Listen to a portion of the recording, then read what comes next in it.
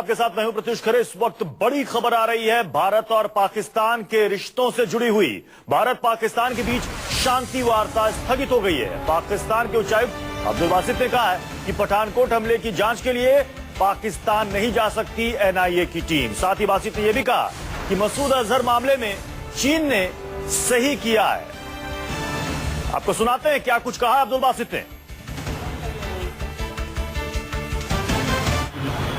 There should be some sort of a solution in this kind of a case, right?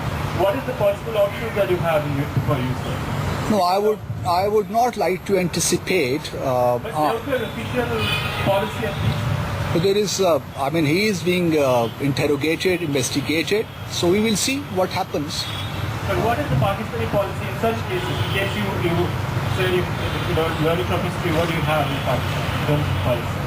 I would not like to jump to the conclusion on this. So let us wait and you will come to see yourself as to what is going to happen. Thank you. Yes, please.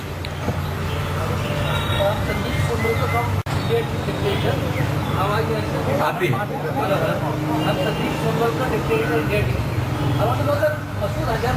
China ने stand लिया है, उसको आप किस तरह देखते हैं? India का कहना है चाइना का स्टैंड गलत है।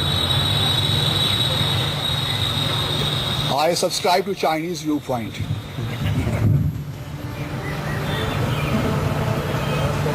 Any more questions?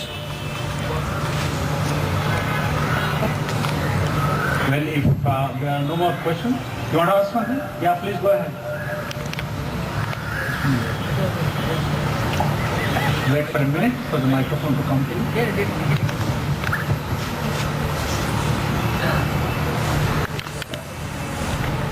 There was a terrorist the whole last week. Why has it taken so long to deal with terrorism in Punjab? No, I think following the heinous attack, the operation in the Punjab province, especially in the south, is now underway, and we hope that as we move on, we will see a difference on the ground. So. तो आपने सुना क्या कुछ कहा अब्दुल बासित ने। पाकिस्तान के उच्चायुक्त ने रमन कुमार हमारे संवाददाता इस वक्त जुड़ चुके हैं। रमन, एक बार फिर से पाकिस्तान का ये दोहरा चरित्र सामने आ गया। बिल्कुल, आप कह सकते हैं कि भारत की एक बड़ी कूटनीतिक विफलता के तौर पर इसे देखा जा सकता है कि जिसे ऐसे मौके पर जबकि प्रधानमंत्री नरेंद्र मोदी लगातार पाकिस्तान के साथ भारत के संबंध सुधारने की कोशिश कर रहे हैं और इसको लेकर आलोचना भी झेलनी पड़ी है नरेंद्र मोदी को और बीजेपी सरकार को।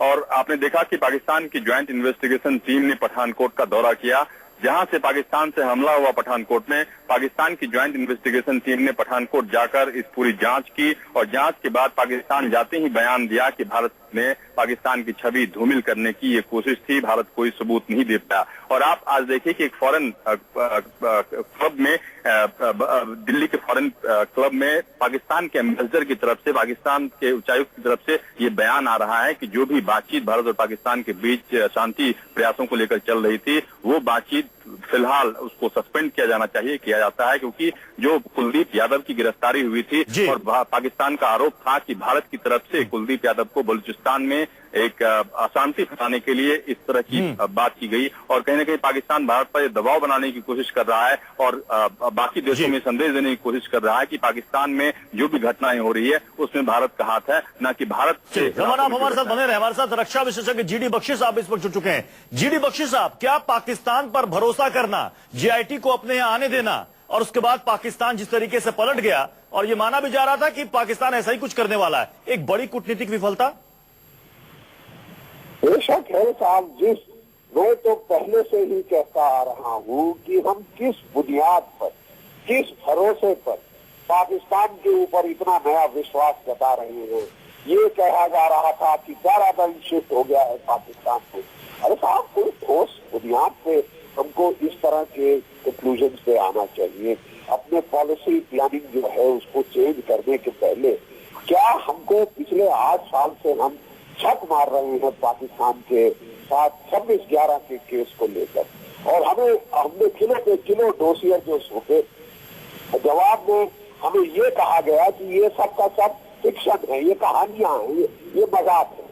और फिर भी हमने पाकिस्तान की टीम को यहाँ बुलाया, पर न जाने क्या सोचकर, न जाने किस आश्वासन पर।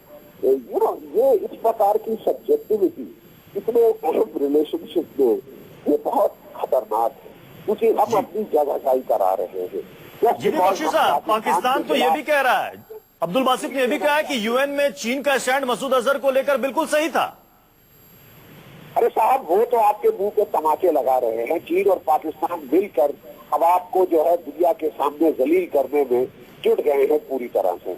और हम ये हैं कि ये सही समझने के बाद और पाकिस्तान को कोई ठोस और करारा जवाब देने के बदले हम यहाँ पे उसके साथ शांति का राग अलाप रहे हैं। हमने बातचीत शुरू कर दी, हमने क्रिकेट शुरू कर दिया, हमने गजलें शुरू कर दी। अब और हम पता नहीं, अब हमने नया शुरू किया कि अब उसकी SIT JIT की टीम यहाँ आए और उसके अंदर एक ISI का लेफ्टिनेंट कर्नल, एक मिलिट्री इंटेलिजेंस का लेफ्टिनेंट कर्नल, यानी जिन लोगों ने ये अटैक प्लान किए हैं उनको पूरी जो है सहूलियत मुहैया की गई है कि जरा अपनी टेक्निक को और अच्छा करें। क्या आपको लगता है जीडी बख्शी साहब कि इसके बाद भी अब पाकिस्तान पर भरोसा किया जा सकता है? इसके बाद, इसके पहले भी नहीं कर सकते थे साहब आप जी। इसके बाद की तो आप ऐसे बात कर रहे हैं जैसे कि ये कोई बड़ी नई नवेली बात हुई है। ये तो पाकिस्तान जब से खड़ा हुआ उस दिन से झूठ, फरेब, मक्कारी, इसके सिवा हमने और देखा क्या है? अरे ये वही देश है जिसने 8 साल ओसामा बिन लादेन को पाला साहब, और 31 अरब डॉलर खा गया अमेरिका के, बेकार नहीं लिया जी। और वाहियातों की तरह उसको डिनाई करता है। आप क्या इसे एक्सपेक्ट कर रहे हैं? चलिए बहुत बहुत शुक्रिया जीडी बख्शी साहब, बहुत बहुत शुक्रिया रमन हमारे साथ जुड़ने के लिए। तो पाकिस्तान ने